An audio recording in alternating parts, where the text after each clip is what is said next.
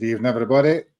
Welcome to your first Not Another Rangers podcast of 2026. Happy New Year to all of that. And I see some of the comments from people in there already in the chat actively waiting. So there's very many Happy New Years. And this comment from Alan probably sums up Happy New Year. Thanks to everybody at NARP and all the people in the comments, all the people that watch, all the people that tune in, and all the people that make this pod possible, really, because other than that, just be me and Scott talking to each other, and we could do that out with YouTube. So happy New Year to everybody that is. Hope you had all the great times. Hope you had enjoyed it over the festivities over the last fortnight or so. Ricky, unfortunately, I don't think will be with us tonight. He heads home back to sunny Cyprus tomorrow. So as you'd appreciate, he's got lots of family stuff on tonight. So he did say he might try and make it, but it's highly unlikely. I'd imagine in our both the Wi-Fi might be down again anyway. So don't forget it. Are you slagging them both again? He watch out. He'll be in a flight when he watches it. It'll be all right. No people like saying to it. Anyway, it's how are you? How was your New Year, Scott? That was all right. It was quiet. Didn't go out and hug my neighbour. We just stayed in. It was weather wasn't but great, and I wasn't feeling too great, and Amory wasn't feeling great and hug my neighbour. So we just stayed in the house and still got a touch of headache. Can't get this headache, so I've gave my ticket for tomorrow to my nephew. So he's going tomorrow. I'm just going to watch it in the comfort of the house. As I know, I was much the same. My daughter was over and we just sat and watched some of the Hogmanay stuff, which was dreadful. As we said, some of the programmes, I found they did watch them and played some games. So it was nice just to spend some time with her. Like you, it was the days of partying, probably New Year's is long gone, and I wasn't particularly in the mood with it. I'm sure you weren't either. So here's hoping, for a better 26, both from a football perspective and in general for both of us. And for a lot of people in the comments, there's a lot of people that watch the programme that have got difficulties, they've got struggles, they've got things going on in their life. So hopefully all of you have a good 2026 and a much more positive one, particularly for Rangers, because I was thinking about it earlier on, and we are 2025 saw 4 Rangers managers. Is that right? 4 Rangers managers in 2025. No trophies and lots and lots of negative games, lots of disappointing games, very little to cheer about. There was not much. What was your I suppose, reflecting back on 2025, give me your thoughts on it, Scott, because I was thinking that earlier on, it wasn't the most positive years for a Rangers fan. No, it wasn't. Probably some of European results last season were okay. I mean, Barry Ferguson coming in kind of gave people a boost at one point, didn't he? Because it was like Fergie was back and McGregor and McCann and Dodds, and you thought we've got someone here, and they've done relatively okay. They had good games and bad games, but brought back a wee bit of feel-good factor, and then obviously a takeover was probably the highlight, Gary, for me, because it was something we were looking for a long time, and it eventually happened. But since then, it's not been great. So hopefully 2026 can put that back another way, because the other direction, because at this moment in time, we have been kind of stagnating, haven't we?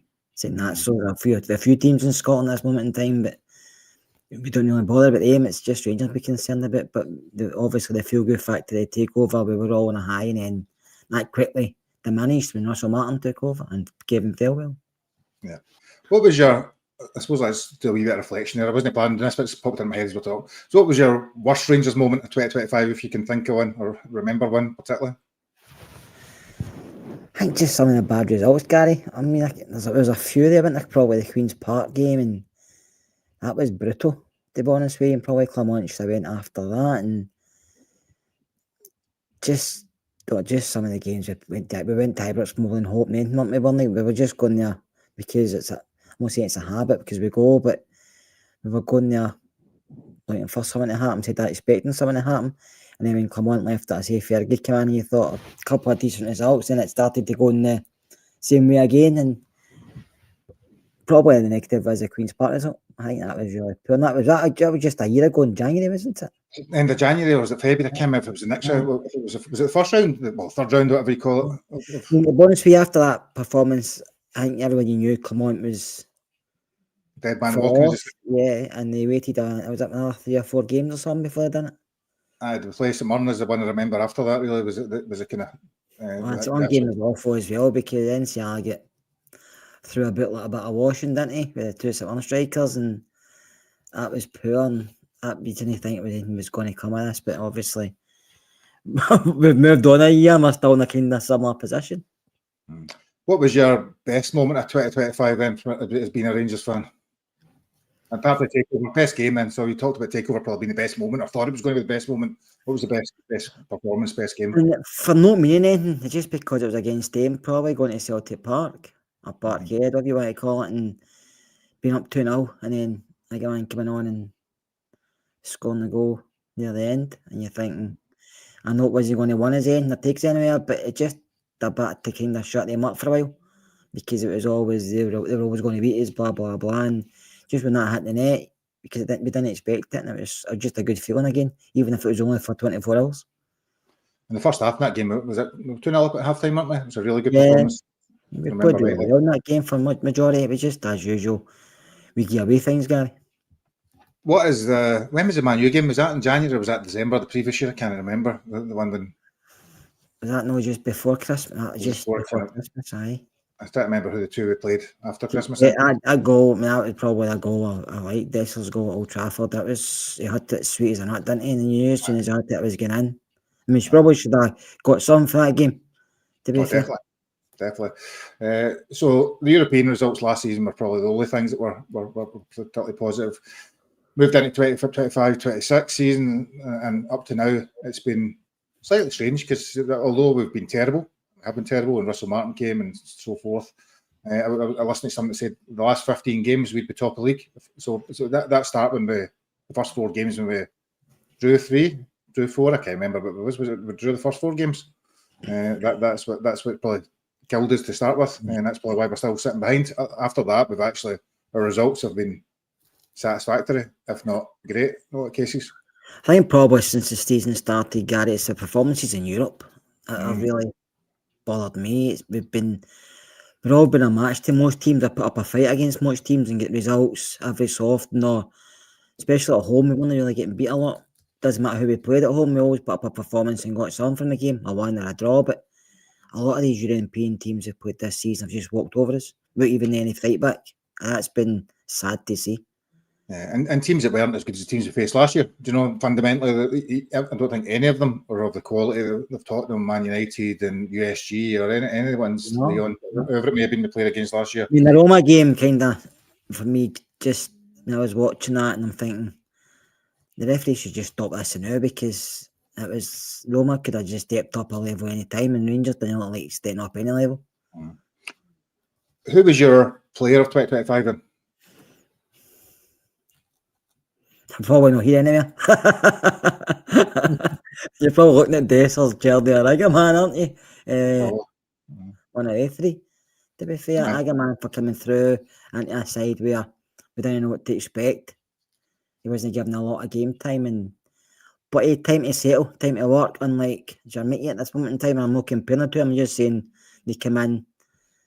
Jermiti's come in as a big signing, Agaman never, but just because they're young and they're foreign and stuff, and Agaman had time to settle into the team, the climate, the change of environment in the league, whereas Jermiti's not. But Journey came in and first couple of games, he had a wee bit of beef with some of the fans, especially at Hampden, and you think he doesn't like this here.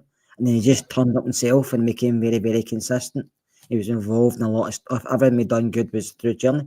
And Dessers, we criticised him, we all did to a point, and some of it was unfair, some of it wasn't. But to be honest with you, he probably found a club in us where he probably enjoyed his best goal scoring career, and we probably found a guy who we should have kept, because even though we criticised him, he could score goals. And we parted ways, unfortunately. It's been a strange old year.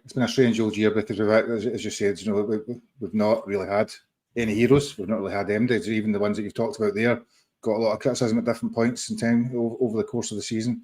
And obviously they all went in the summer, and we brought in 14 new players who none of them yet have hit the heights that we thought they would. Some are starting to maybe show slight signs potentially of growing into the role, and maybe that's partly to do with Danny Rowe. Danny Rowe joined us in October. Is that right, October?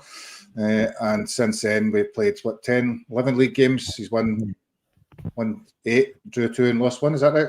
I think so, yeah. So it's been a reasonable start from him, certainly in terms of that. Was it 20? I don't know, whatever, 27 points out of 33 or whatever it may be. I mean, he's done really well, Danny Rowe. I know, like we said, the cut of pods ago, he was getting a lot of criticism for. You listen to other things and you hear fans talking and just even at the football or talking to other people, you know, and he was getting criticism I didn't think he deserved. You can criticise him for stuff. We all criticise managers or Rangers, doesn't matter who it is, but I thought it's unfair because before that, people were always saying this team's poor. This is the worst team we've had since I can long remember. That's what people were saying. And probably it's not far away, depending on your age. And then you're saying that, but you're expecting the manager to improve them. You can't have it both ways. If you think this is the worst Rangers team ever, then you're criticising Daniel for not improving it. You're kind of mincing your words. You're kind of saying two different things. So I think he's a lot of unfair criticism, and people are saying he's not good enough. He's not a big enough name, and to be honest with you, Gary, I think he's done really well. Yeah, there's things you could probably, let's say, criticise him on, but over the piece since he's come through the door, he's done better than I thought he would. But I didn't expect him to do this well, and he's done it very quietly, effectively, and let's say he's got the same players that the previous manager brought in and played with, and he's not had any of his own guys in yet. If he brings in his own guys and things don't get better, then you can criticise him more because it's the players he wants, not the players he's had to put up with. But if this was somebody else in, come in and said a rule who was a bigger name, to be getting praised to a halt like what he's done, this is night and day, but Daniel's quite effective. Doesn't say a lot. He doesn't make himself out to be something he's not. He doesn't build up his thing. He just does it quietly. For me, I like him. I have to say, I think he'll be here a long time. I think he's got that charisma. I think he'll build on it. He's still a young guy. He's only in his 30s, but he knows football inside out, and he quietly gets on with his job. And I think he can be aggressive in the dressing room to the players. And then if you're not good enough, he'll tell you that. And if he doesn't want you, he'll tell you that as well. I don't think he has to shout about it for the rooftops. I think he just does his job and gets on with it. You obviously didn't. We were talking before we come on there. You didn't see the press conference, but one of the things Danny Rose said, what they asked him a question about how the team were developing. I think over his time in charge in the last 2 months, and I think he said something along the lines of, when they first joined, it was a case of doing the best for what the players could do at that point in time. It was about making them solid, making them being pragmatic and get results. But over the last few weeks, he's starting to see things develop. They're able to develop defensive sides there, so they've been getting the clean sheets. But now it'll be developing more the attack side. They've been creating more chances, and it's starting to mould itself into the team that he wants. Maybe obviously with signings come with it, but I think it's probably been quite clear. And he said it again in the press conference: was he'll take a dirty win over a nice win, a nice defeat anytime. Yeah, I mean that's what he said. They come in, didn't he? He asked him about tactics and stuff. He said he's putting all that to his side. He just needs wins under his belt. He needs to get points on the board, and it doesn't matter how it happens. And that's great. That's what you want to hear. I mean, at the end of the day, as a fan, you get a fan saying, I like to win, but I want to win. I want to like a good one. And then you get other folk that don't bother. I'm kind of the ones that don't bother. See, if we win, I'm happy with that. Yeah, sometimes it maybe you think people's over cracks, but if you're consistently winning, that's how you win stuff. Playing good or playing bad, as long as you're winning. You can't look good all the time. I mean, you look back at when Wallace was a manager, and then John Gregg came in, and then Wallace come back, and you've got Souness, you've got Smith, you've got Advocat and stuff. They didn't always win well, but they won, and they could be effective. And they won, especially under Walter's a lot of games under Walter Smith. We were dogged and we fought and we didn't play well, but we got the result because Walter knew how to win. Basically, knew how to set up a team so we didn't get beat. And that's what Daniel Rose tried to do. And it's proven to be working. It's just obviously you're still getting mistakes for certain players, and Jack Butland was big enough to come out in the press conference. I thought we mentioned that mistake he done at Hearts, and that was big of him. I thought he's saying that. He didn't have to mention that, but he came out and said he apologised for it and said he hope he makes sure it doesn't happen again. Since he said that, the last 2 games he's been really good. He has, and we'll go back and cover the game against someone which was 72 hours ago. Again, with the new year and that sort of stuff. It's one of those things that seems like forever ago. We'll talk a little bit about that. And we'll preview the Celtic game in a bit of depth and some of the transfer rumours now that the transfer window is open. That's the kind of plan for the next 45 minutes or so. And I think, just talking about Walter Smith or all these other managers we've had previously, you look back in history with rose-tinted specs, don't you? If you win trophies, you look at it and say it was all great. That time you played great football, everything was fantastic. Gaza and Laudrup and all these wins were doing amazing things. But sitting beside each other, a lot of the games we were sitting there thinking, this is boring, this is a rubbish game, this is a poor performance. But you won 1-0, you won 2-1, you won whatever it was, and the 3 points are all that matter. It wasn't the case, and never has been the case in any team in any country, in any part of history, that it's all flowing football to win games and win results and every game was outstanding before it. It's a lot of dirty wins, a lot of scraped results, and eventually, hopefully, it gets you enough points to finish top of the pile.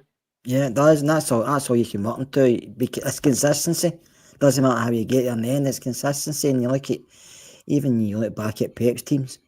Barcelona weren't always great. I didn't watch a lot of Barcelona, but you'll probably tell you weren't always great. But Man City this moment in time, so don't look like they play the best football, but it's effective. Same with Arsenal, innit? If you watch them in the Premiership, I mean, Arsenal to me are extremely boring to watch, but they get results and they play their strengths. The team in the English Premiership at the moment, who I think's, I must say, didn't enjoyable to watch, but who I enjoy watching are Sunderland. The guy's done tremendous since he's come in. He's putting everybody to their strengths, they all know their jobs, and they play the game really, really well. And they don't give up. And Granit Xhaka must be one of the signs of the season down there. Aye, fantastic. And so, teams like your Villas, it's different with your Villa and things like playing good football. But at the end of the day, they'll not win the league because it'll be Man City or Arsenal will grind out the extra results when it matters, no doubt, from there. Anyway, before we move on, I should recognise, obviously, today's 2nd of January, Scott. It's obviously a poignant day for any Rangers fan. You know, it's the Ibrox disaster that happened many years ago now. So there was a minute's silence observed, obviously, during the week. Today, there was a kind of commemoration done at Ibrox today. I think for all of those that were involved in it, it's a time in history that people remember. I don't know about you.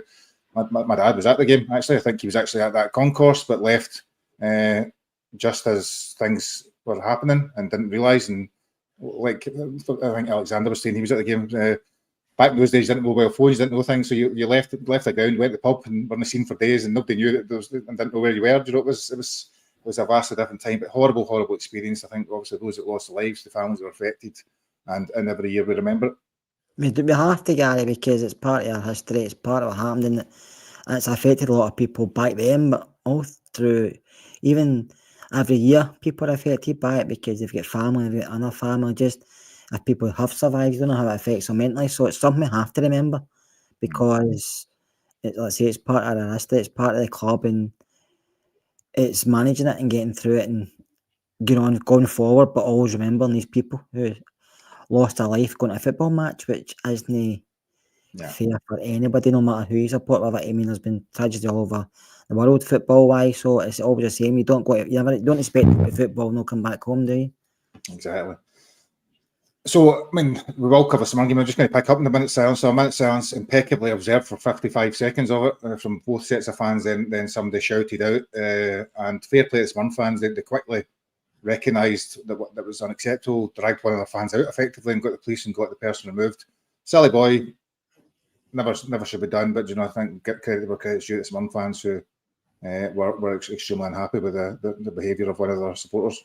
Yeah, I was talking to one fan the other day, some boy that stays in the street, and he was saying that, and he was saying he said there's always one, isn't there? He said there's always one, but he said there's one fans were, some were really angry about that because they'd all end up getting tarred with the same brush, and they don't want that because it was very silent until probably 5 seconds to go, but they managed to deal with themselves. That's where the most of the shouting came from, and somebody shouted. I thought it was for our own fans, but it was most of them for the Swan fans, and fair play to them. It's in the day, if you can't pay a minute or 2 minutes respect for anything, then stay outside, don't come in. It's not difficult just to be respectful. You don't need to like it, you don't need to agree with it, you don't even need to believe in sometimes with these things. Just be respectful. It's not difficult. So on this game itself, we'll do a quick review of it. As I say, it seems like ages ago already, but I thought we actually played really well. We obviously made a couple of changes. Sterling and Barron had ran 15k apparently in the game against Motherwell, and Sterling, who you can't play too many games because there's a fair chance to get injured, as to be said. So he was rested, and I thought we played really well. Actually, I mean, I know it was only 2-1, but it was some of the more enjoyable, and seen some kind of follow-on from the Motherwell game. I don't know what your kind of overall thoughts in the game was. No, I thought we played well as well. I thought we controlled the majority of the game. St Mirren are always going to have chances. They're a decent side. They're not going to dominate a game against teams like St Mirren and Motherwell at this moment in time because they're two good sides. They've got decent players and they play a certain way under the managers. And I thought we played well in both games. But I saw that's one game we created a lot of chances as well. We only scored 2, but I thought even after they scored, I know Jack Butland saved the penalty and then they scored. Even after that, I thought we were comfortable. I didn't think we looked under pressure. Yeah. I didn't think we're going to concede. Whereas before, if we've conceded a goal, you think it was never-wracking. They're going to score again, but we never. And I thought I think the substitutions, and this isn't against the manager, but I think the change of substitutions altered the way we went for 5-10 minutes, and it maybe let him in back into the game. But Simon had to press because they were getting beat 2-0 at the time. And I think the penalty gave him a bit of encouragement, and then when they missed it, it was like they didn't let their heads go down. They just came back for more and more. But that's why someone play with Phillips, Midway Park, and Grogic. They're aggressive. They're always in your face, and then the two boys up front can run all day, and they like to get the ball forward quickly. So it was always going to be a tough match. But I have to say, Suter done okay, I thought, but he's a Bobby still too much for me, but he done okay. But I thought Fernandez is just improving slightly his game, Gary. I know he's still a mistake there, and you think, oh, defensively, but I just feel you see him shout more at folk. You see him. He's tried a couple of long balls. I see his game getting better every time he wants to play it. It's like he's coming to the side, not knowing what's going to happen. But the longer he stayed in the team, he's trying other stuff. And it's like he kind of knows to see himself as a first pick. And you can see that improvement in his game. And I thought his goal, granted, where we sat, I didn't open through the keeper's legs, but I thought he ran around the back and took it really well. Because that's a good finish for a centre-back, the way he took it. But I just think he's looking better. I think he's looking more confidence in his own ability. See, on that, he's not lacking confidence. No, he's not lacking confidence. I think and he's a big boy, and he knows if the ball comes to him in the box, he's going to be a threat, and we should use that both ways. We should use it, and we should target him maybe more, just with the high balls. But he runs about. He doesn't stand still for a big guy. He runs behind. He runs, but also, even when he makes that run, he's taking players away, so it leaves others in space. Like maybe that's why Asgard get the header, because people concentrate on me 6'3", 6'4". So he's going to maybe be double. Maybe going to have two guys on him just because he's that big a presence. I think he said that in his press conference. Did talk about is that if it's harder for him to maybe score because he's getting marked more with more players. But one of the things he said in his press conference that struck me, just reminded me there when you were talking, is he talked about how and he is not lacking confidence, but he talked about how the players are actually getting to know each other. I think it was him that said that there was so many new players that all come in, so many people that all come in, they're actually getting to know each other now, they're building bonds, building relationships, building connections, and actually, you wonder how important something like that actually is. You know, maybe forget the human element of bringing in 14 new people onto one, like in any workplace, if you brought in 14 new staff tomorrow into your workplace, it would take a while to get to know them and understand their strengths and weaknesses and even build that kind of bond. No, you know yourself, bring in 16 new folk, 14 new folk, you have to train them for the start, you have to train them every new system, every job they've got, because they don't know the way the place works. And a football team's the same, they're going to have to get to know each other, they're going to have to work out how we're playing and where they're playing, and they form relationships. Maybe instead of having when they're passing the ball and stuff, they don't really know where everybody else is on the park until they get to play with them more. And I think you can see these relationships forming, and obviously changing back four or back five or three, whatever, every so often, it doesn't help because you're in and out, in and out, in and out. But I feel the more people play together, they are finding relationships together and they're getting understandings are better. Listen, they're not all going, some will be moved on, maybe, and some maybe drop out when new players come in, but the more they are playing together, I think you can see that relationships are forming on the part. So we'll pick up, say, first half, and that brings us to one. Tello Asgard scored his second goal in 2 games. Really good goal, and I think obviously Scott Fry, the set piece coach, gets a lot of the credit for this. So it was a really good ball in from Magoma from the short corner. Asgard's, say, 6 yards out. It's still a good header. I mean, it looks easy when because he's unmarked, but it's direct into the corner, and it was a nice finish. And it gives him again that you've seen signs from him. And I think one of the things that's quite interesting, again, listening to Danny Rowe, they'd asked him when his press conference after the game, what's changed with Asgard? And he said, I've moved him from the left to the right, because in the right, he doesn't need to take as many touches. He can actually drive forward with the ball as opposed to bring it in, turning, and going forward. So it was quite interesting listening to that. And you can certainly see, not that he's anywhere near the level I think he can be at, or should be at, and we want him to be at, but you can see that he's looking like he's more confident and starting to do some more things for us. And I feel it's like tomorrow, to be honest. I think he's a confidence player, Gary. I think you see that. I think sometimes when the going gets harder, he hears people for the sidelines criticising him. And it's like, maybe he's one of these guys that hides instead of maybe saying, so Drew, I'm going to show you what I can do. Do you know what I mean? Because he's not used to that, playing in England, playing with Wigan and playing with Luton. You probably don't get the same criticism of their fans as he does up here. And that's no disrespect to their fans. It's just the way Scottish football is. You know that yourself. You make a mistake up here, and you've got maybe a few folks shouting at you. And if you make 2 mistakes, you've got a few thousand folks shouting at you quite quickly. Some players can finally knock it out. It's like you just throw your defense. It's like I don't hear what they're saying.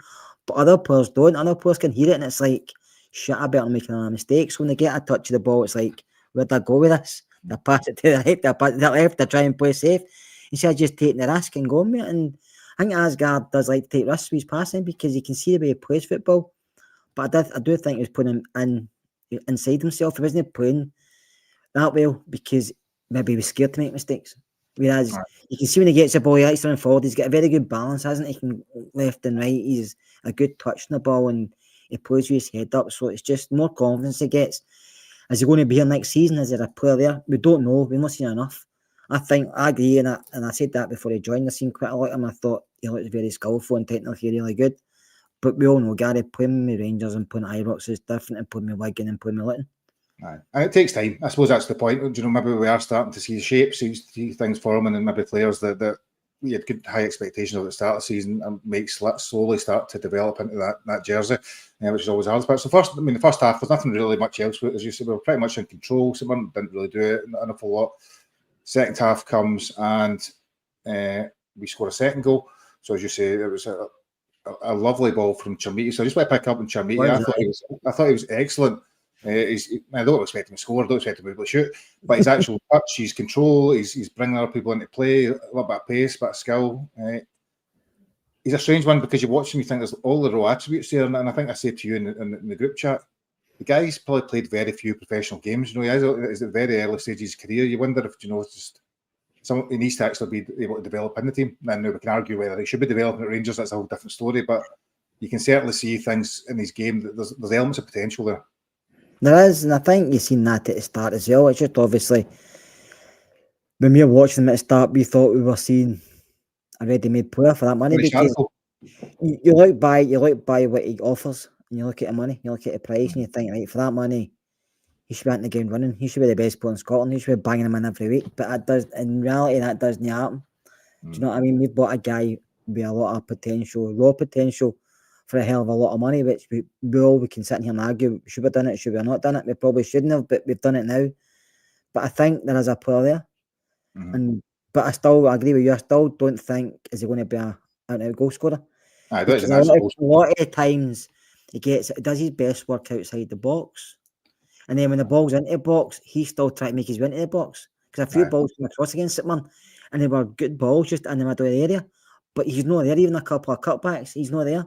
Whereas if you've got maybe a more poacher type thing, maybe like Majowski or whatever you want to call him, but he'll be sitting there just lurking for the ball back. But Chermiti does a lot of his work was outside, and he knew he was getting a lot of joy doing that the other night against it, man.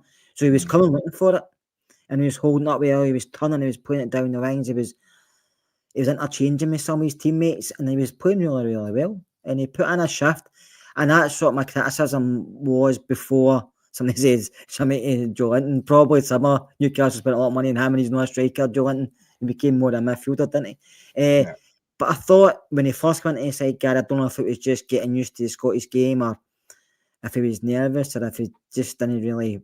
He was told, was he told what to do properly? But I thought he looked nervous. I thought he was hiding at times. I thought he didn't look interested. But there's been a change in the last few games. He's given a lot. He's given a lot in the part he's running. He's involved himself in the play. He's aggressive. He's holding the ball up really well. He's shrugging people off. He's linking up. And you can see he's enjoying himself now, whereas at the start of the season he wasn't.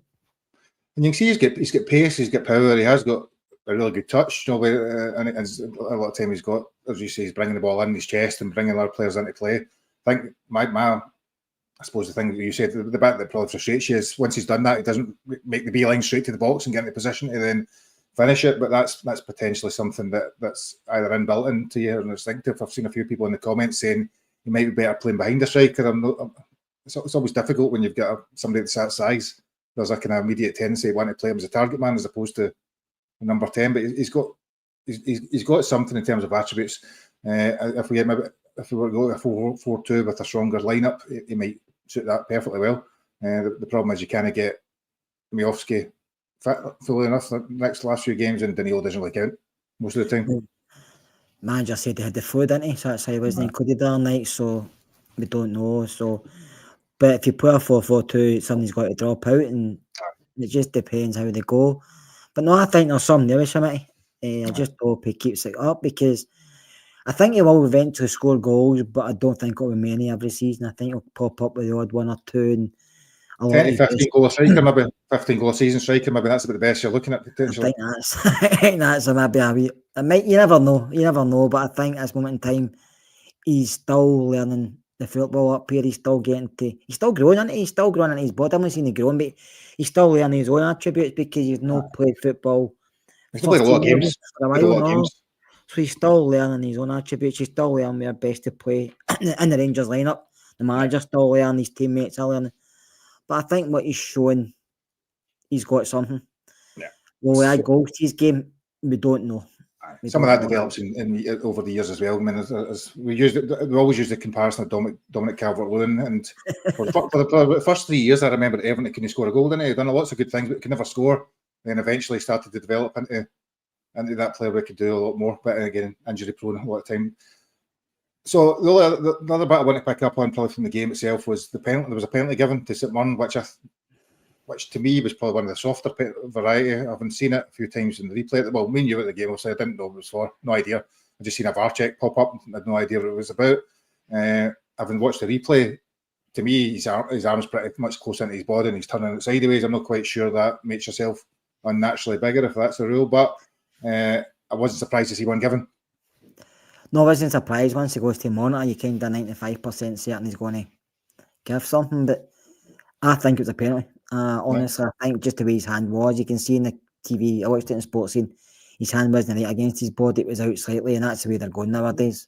I don't agree with that rule, I don't agree with VAR, I don't agree with a lot of the handball stuff, but you can tell as soon as that hits, it was going to be.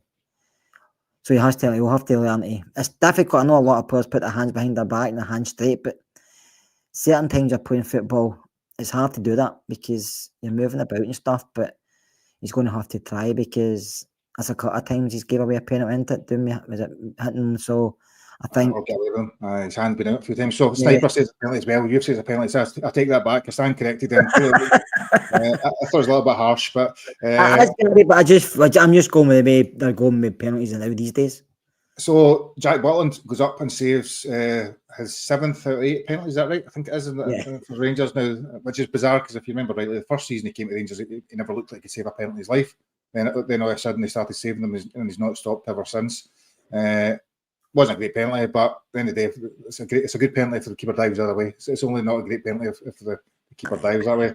But just on him in general, I think he the last couple of games, you said the Hearts game, he made a horrendous mistake, which he owned and admitted to. But the last 2 games, he's an excellent shot stopper. I mean, we can argue that different parts of his game in terms of his kicking or his kind of hesitancy to come out of the box, but in terms of shot stopping, he generally speaking is a really good keeper and performed well the last couple of games. I'm going to leave him for tomorrow. The save against Motherwell was outstanding. I think it was fairly what wasn't it? The volley. That was point blank, and he gives you that. It's his other sometimes decision making, sometimes cross balls, and obviously Motherwell wing down Hearts wing down his knees. But we all know Jack's a good keeper. It's just we want it for 100% of the game, no 99% when he obviously comes up with maybe one mistake. But as you know with keepers, as soon as they make a mistake, it's more likely to be a goal whereas anybody else in the park. But if he can keep that format, I'll be happy because he's been playing really well. His kicking's never been the best, Gary. No, never been the best. But I think he has to just nowadays when he's kicking. Know what's the biggest thing for me when he's kicking? It takes forever, and you think the player's just a bit on top of him, and he kicks that, it's going to come back off a player's leg, and you think, no, hurry up. Or what annoyed me against someone was it took that long, and then they put it to Tav, and Tav gave it away. It's like, see if you had just booted it up to Mitty, and even someone won it back there. Because I think the penalty came for that, or the corner came from. I think he just took a while, played it to Tav, and then Tav tried to dribble his way back to get it, and then they give away a corner. And then they score for that. It's times like that. Just sometimes don't overcomplicate it. Don't try and put it for the back if you're under pressure. Just hit it long and then reset yourself, then go for there. Yeah. Sometimes the most obvious thing is the simplest thing to do. I know Yeah. players want to keep it, so you've got possession, but a few times in quite with that, battling to Tav and then McGee the ball away. Aye, it's risky because you're putting yourself in some things. But also, there's an argument that if it gets you possession, it works and you get beat the press. There's somebody will tell you a different version of the story in it. Some tactician will tell you it's the right way to play because it draws the player in, creates space, blah, blah, blah. Obviously, it's one score. I don't want to pick up that much. It was that the ball comes in, a couple of headers, and they get the goal. As you say, we close out the game well. And then now we go on to tomorrow's game. I want to focus more on that than anything else for the next little bit. Tomorrow we're 3 points behind now. 3 points behind Celtic. As with 9 points, 6 points behind Hearts. I can remember 6 points behind Hearts. The same amount of games. And Hearts at home to Livingston. We're obviously going to Parkhead. Never an easy place to go, but obviously Celtic have been struggling over the last period, despite Wilfred Nancy coming out today and giving a long diatribe, I think, about how it'll work eventually and so forth. In terms of the game tomorrow, it's a difficult one because do you go conservative? Do you sit back? Do you take the game to them? How do you think you go about it? To be honest with you, Gary, I think we have to take the game to them. I think we have to for two reasons. I don't think we can afford to sit back. I don't think you want to do that because if you do concede, then you're in the back foot straight away. So you don't want to do it. But I also think Celtic are in the game tomorrow, probably for a long, long time, knows clear favourites. Because usually these games, Celtic are clear favourites with the bookies. Everybody's saying, Celtic will win, Celtic will win. But they get into this game tomorrow, there's a lot of pressure on the manager. And he's probably going to get it tenfold for the fans. And the board will be getting it. They already get bed sheets out at Parkhead, haven't they? And stuff like that. So I think I could be wrong here, but probably a lot of Celtic fans think if he loses tomorrow, he's going to get a sack. And they might, a good chance they might. So I think if he scored early on, the pressure turns on them for their fans, not for anybody else, for their fans. They'll be giving it dogs abuse to the players, to the manager especially, but to the board are getting it. So I think there's no point us sitting back, just go for them. See, if we don't. I said earlier, and I think it's still the same. I think likely outcome is to be the team that makes the less mistakes. I think both teams, they're still the same teams that were here start of the season. No great. I may have improved slightly, but we're still not a great side. We are defensively better maybe, but we don't score a lot of goals. And Celtic don't score many goals at the moment in time, but they're conceding more than they've ever done. So I think you have to take the game to them because there's not going to be the usual atmosphere where they're all jumping about and singing songs and giving it all the crap usually do because they think, we'll just turn up here and win. They'll be scared tomorrow because they don't want to be beat, obviously, by us, but if they do concede early, like I say, tenfold, it's going to turn on the board, the players, and the manager. And some of their players have not handled this before. So you want to see how they react under the pressure for their own fans. I've just seen the comment for Shona there. So it's saying that set pieces will be a key factor tomorrow. They've obviously been pretty weak at set pieces. I think I listened to again Danny Rowe's press conference and he talked about how they have been Rangers pretty strong with set pieces recently. They have scored quite a few goals and obviously defending slightly better than they had been. And whereas Celtic have been struggling in set pieces. And it's such a big part of the game, in terms of corners. You said Fernandes, Raskin, Asgard. We've got there's quite a strong, high, tall, good heading ability on the team. He's tall, so he's going to. So it's probably going to be the most key factors. Yeah, you're going to have to. I mean, set pieces that's a big thing in football anyway nowadays. A lot of teams use that. I mean, you just have to look down the English Premiership, but I think we're going to have to. We've got the players there now, brought in a set piece coach because that's what most teams have got as well. So I think we're going to have to. But I mean, you don't even know how you're going to line up tomorrow. Will they go 3 at the back? Because by all accounts, Nonsi doesn't like 3 at the back, but that's what he's been playing. Did they go Scales and Trusty and Ralston, or did they bring Tierney back into 3 years? Don't know how they're going to go. But probably Scales and Trusty are decent in there, but they're no better than that.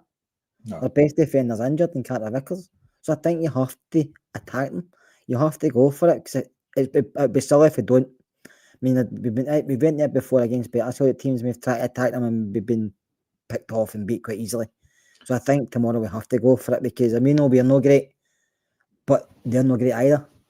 So we're just going to have to say, sod it, let's go for it. If we lose, we lose. But put effort in. But you have to go for it, Gary. We can't sit back and be conservative against that mob because Motherwell never. So we'll never. And if they two teams don't, why should we? So I mean, I suppose I've not watched a lot of games, but so one of the things that I've noticed or listened to and I've read about them talk about the opposition is that they go gung ho forward and leave spaces.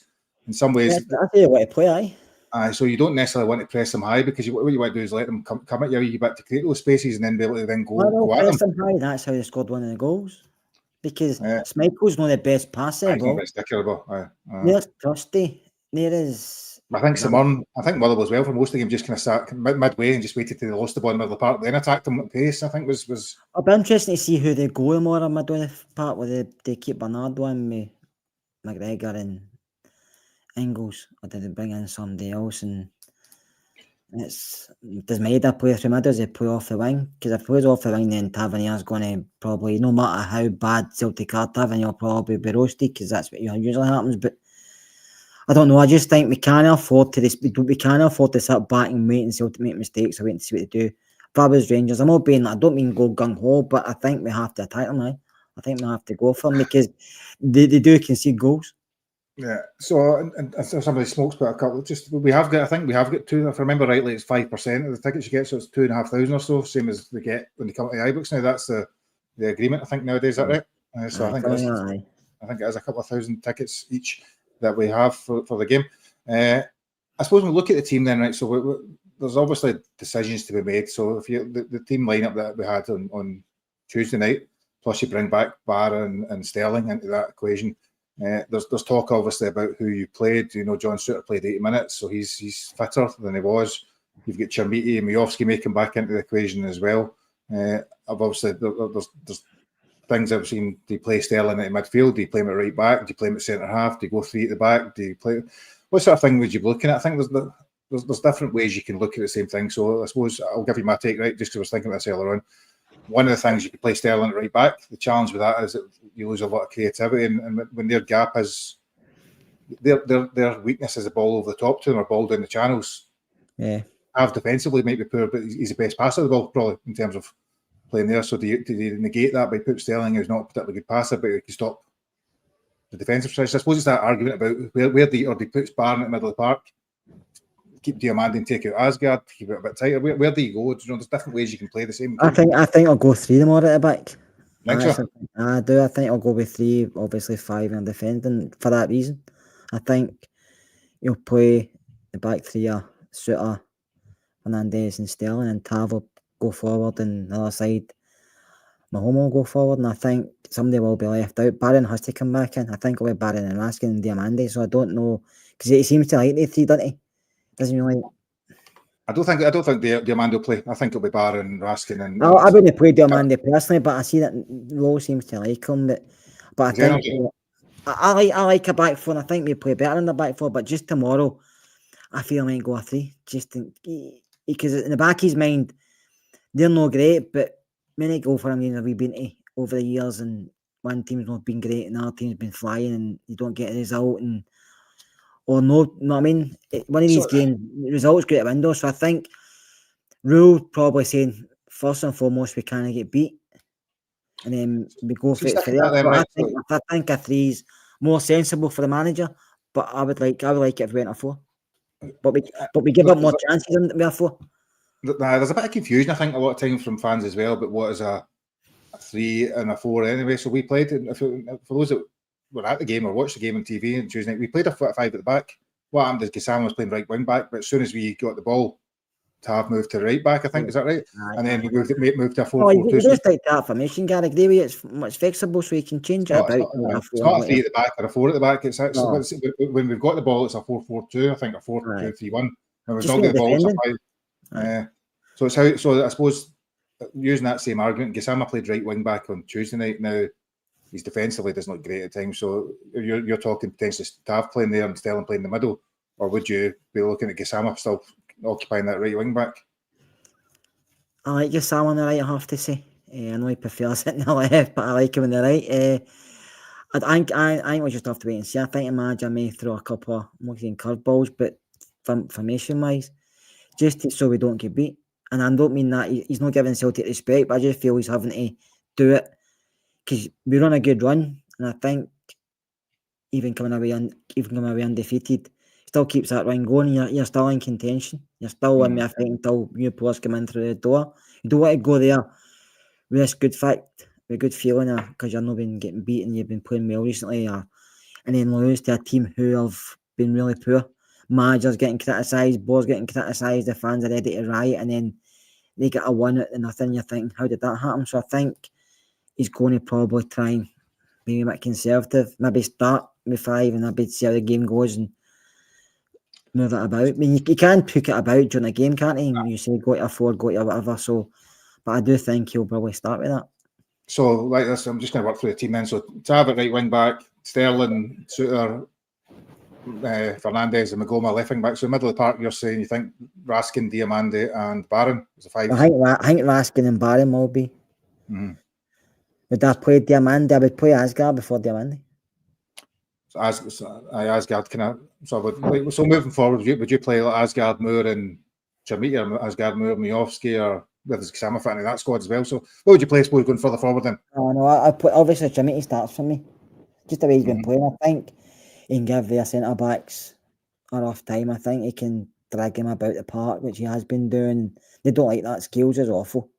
He's a decent defender in there, but he's not the greatest. Trusty's the same. Trusty is okay. Ralston's aggressive. Ralston's very basic, but he's aggressive. He does put in. He wins a fair share of headers, and he's aggressive. Ralston, even though we all slag him, he's not a great player, but he's a defender you would like because he gets stuck in. So whoever's up against him is going to have to like a tackle or two because he will put himself about. Tierney will probably play for them, but what will last 60 minutes and then be withdrawn. And I don't know if this new guy plays for. I don't know if he's signed, has he, for Bournemouth? Signed. I don't know anything about the guy. I couldn't tell you what he is. 5'9", he's technically very good at going forward, but defensively he's suspect by all accounts. So I don't know. Is he a wing back or a centre back? What is? A right back. Right. The big ass to come in tomorrow. Anyway, who cares? It's never about who they play against us. So middle of the park. I suppose just give us your middle. Well, your 5 at the back. Give us your next 5 in. What do you think will start? No, I'll play something up top and then the 5 at the back you mentioned. Barron and Raskin.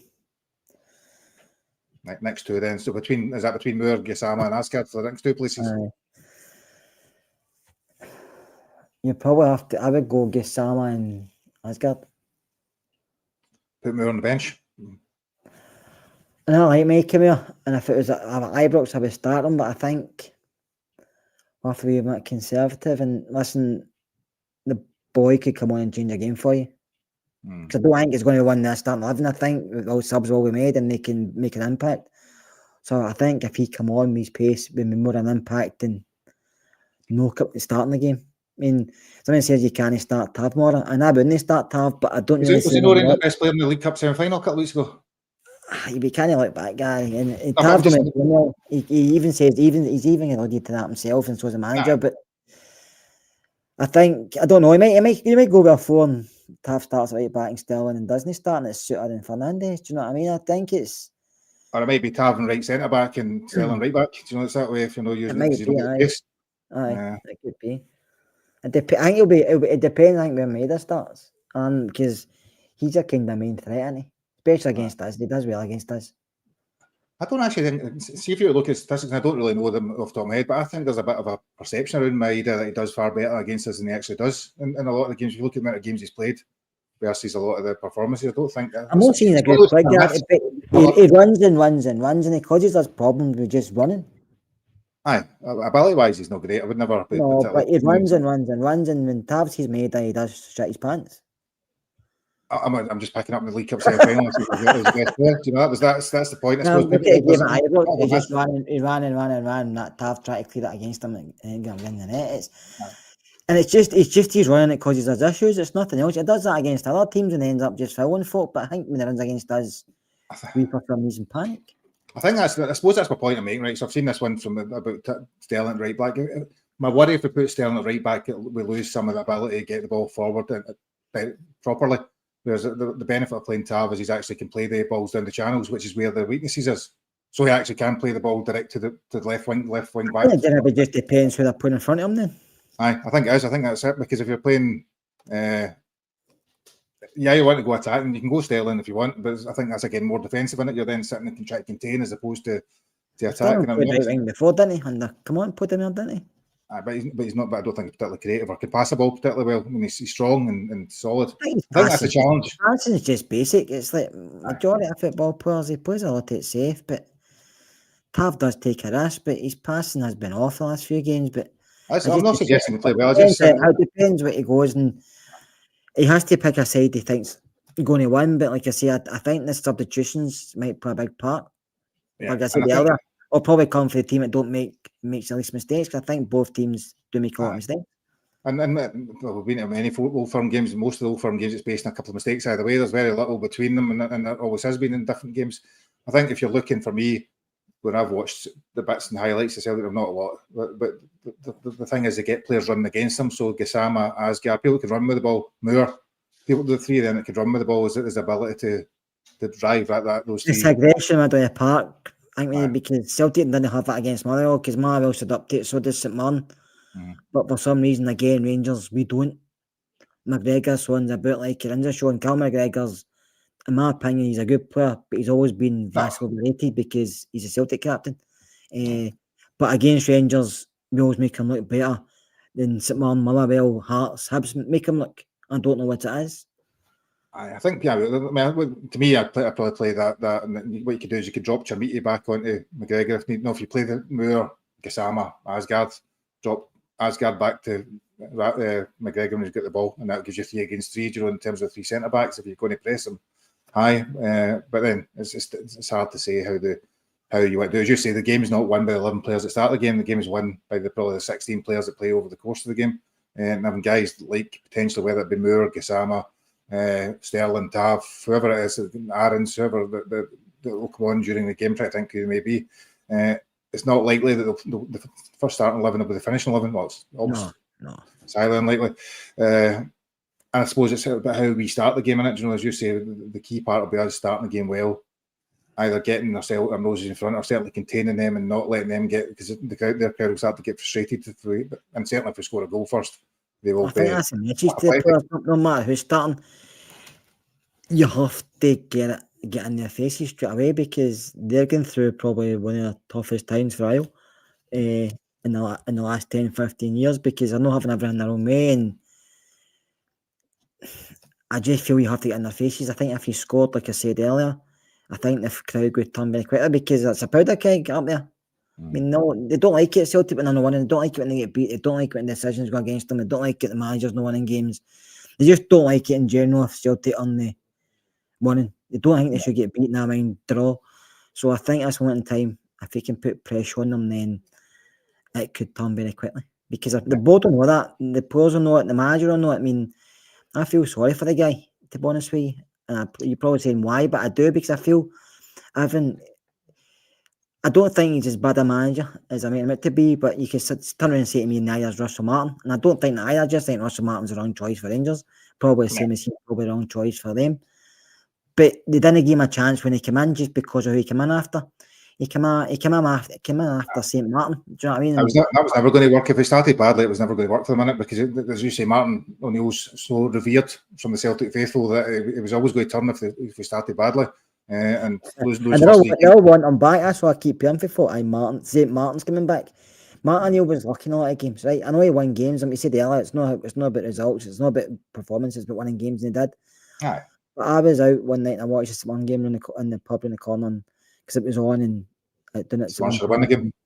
Someone will play the better side, and then McGregor pops up in a minute and have night. But that's what you get when you've got a bit of luck. Then he's left and he's changed formation, and the players are shot to bed because they don't want to listen to him. They don't listen to him. McGregor doesn't even acknowledge him, which is poor for a club captain. So he's putting himself before the entire club, in my opinion. But he's just top. They keep him at least on the January, and maybe sack him then. I mean, I'm not that interested. I don't really pay much attention to what they're doing, who's doing it. Like, I think on a purely logical level, to a guy's played half a dozen games, managed half a dozen games, you can't really make a full judgment or whatever it may be. I think, but I don't care.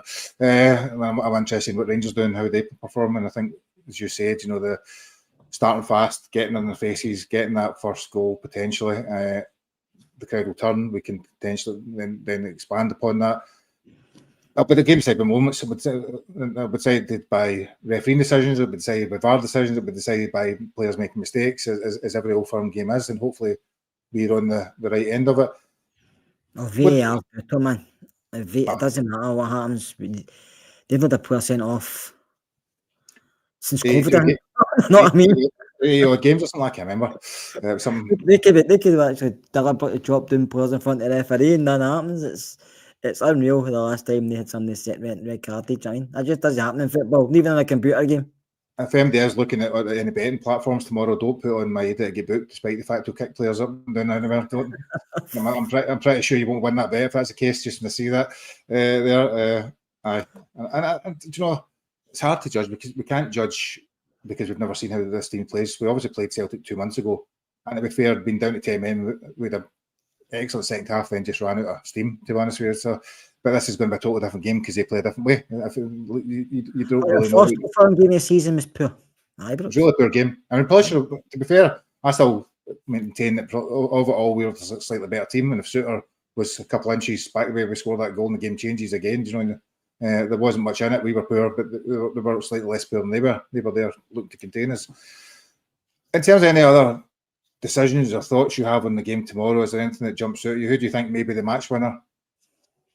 Match winner for us, I think it could be Schmidt, to be honest with you. I know I've just said he doesn't score goals, but he's playing really well. Mikey Moore could come off the bench if he doesn't start. Gassama's Big Fernandez. You actually put money on him scoring at any time because he's always a threat.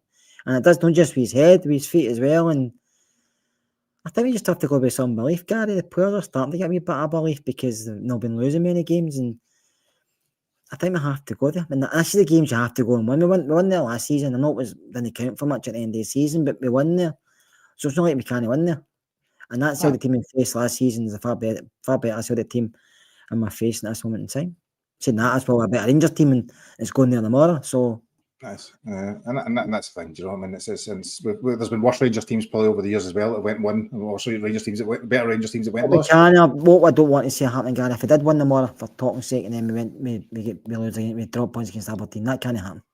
Aye, that's the worst one, isn't it? Do you know, I was thinking about it earlier on. I was listening to one of the podcasts, and I thought the worry would be you actually winning the game, then actually down to performing on Tuesday night against Aberdeen, Tuesday night, and then throwing it away again, as often happens for there. So, if you were looking at a score prediction, Scott, what do you have a score prediction? I suppose I'll give you mine to start with. I think I'd be happy to take a draw. Would you be happy to take a draw? One each would suit me, but to be honest with you, I did say myself it's going to probably end up a draw, but I'll say 2-1 Rangers because I said that earlier. But I do think my head says 1 each, but my heart says 2-1, so I'll go with my heart. And just was it Chamiti and Fernandez to score the goals? Chamiti by Fernandez. Listen, Fernandez is a good. I've already put money on him each way just to score at any time. I think he's always worth a bet. He's always going to be one of these players who would chop money on because of the set pieces and stuff like that. He's always there and about. I mean, Raskin's not scored for a while, but he always seems to do well against him, doesn't he? Especially in the box, getting in late.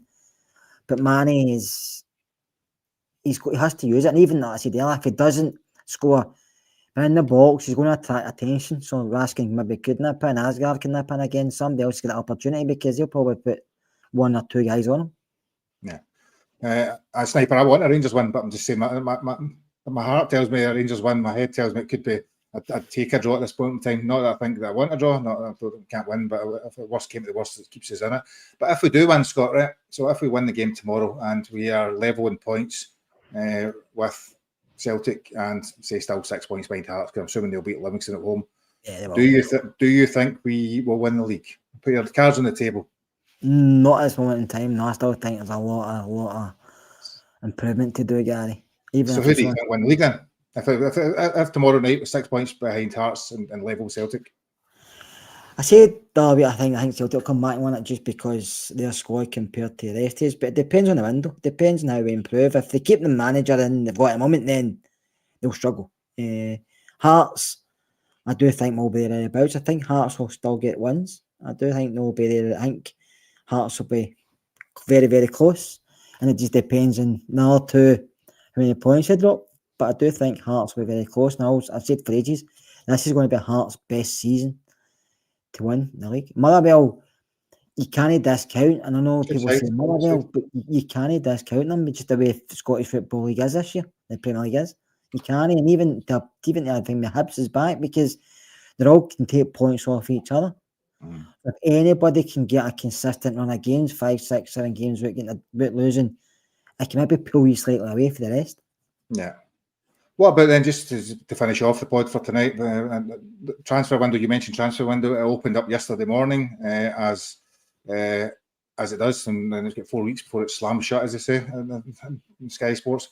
What you've had some rumours, you were telling me about some of those rumours. Talk me through some of those rumours. And I've just read it in the paper, Gary. I just read it in the Daily Record. There's obviously going to be ins and outs. So outs, the ones you've kind of read about that you thought were yeah, it's supposed to be Agaman. No, Agaman. I'm saying Agaman because Agaman. Agaman in the brain. Agaman in the brain. Double was one. Barami was one.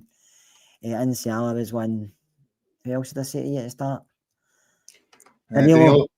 And somebody else. Matondo. Rothwell. Rothwell. Well, he said he was basically going away anyway, Rothwell, and it says that Lyle Cameron out on loan. But the manager doesn't want to sell him, he just wants to put him out on loan for game time. Cameron and Curtis, so potential just depends who they bring in. Curtis mentioned. Because by all accounts, I'm sure Chris Jack said that, but he could, if he's listening, I'll probably only be, but if he heard this somewhere, he can come and tell us if I'm talking nonsense, but I'm sure he said we were interested in a striker this window. I think he did. So those, I mean, I think those 6 players, there's none of them that you'd be standing waiting to get their autograph before leaving this the strip. Danilo's obviously spent a few years, but he's never really kicked on. Dowell, Matondo, Rothwell have just, it's not worked for them. Insiala, a lot of people like him, but I've never seen a lot. Not good enough, Gary. Even when he was missing for a long time and people were wanting him back, but he isn't good enough. I think he came on against St Mirren and he was causing panic. And he came on, I thought he was causing a bit of panic between him and Fernandez was saying to him, and then and stuff. And I think he was causing a bit of panic. And I think Lyle Cameron does need game time just to get himself back into shape because it's injury problems with Rangers constantly. Gets fit, injured. So I think he gives a run of games. You like see him going game time. The other one is potentially you would like to see is Bayrami, just again because he's a good footballer, and although he's not necessarily performed as well as he could and should in the last 18 months, but you can see that he's got a bit of ability. Yeah, I mean, I thought he came back into the side and done relatively well. I thought he was offering us stuff that we hadn't had before. He was actually he ran a straight line and beat 3 players because they just ran a straight line because we weren't doing that previously. So I think if he's fit, he could offer us something. But obviously, all down to wages and everything else, isn't it? And if you're trying to bring players in, sometimes you have to look at who you're not using just to get them off the wage bill. Yeah. And players coming in, have you heard of any players coming in? Other than, I mean, obviously we've talked around Josh Windass, who was injured for Wrexham yesterday. Just wasn't in the squad. You've heard around that left back in terms of the Belgian under 21. Obviously James Penrice, which seems a little bit of a strange link given the fact he's playing for AEK Athens and the top of the table. I don't really know why they'd be letting him go on loan. And there's also been, I'm trying to think, as we talk about Jack Harrison, I've seen the comments. I've not heard that one myself, but have you heard of any other? A couple of foreign players, one for a Norwegian guy, Tromsø.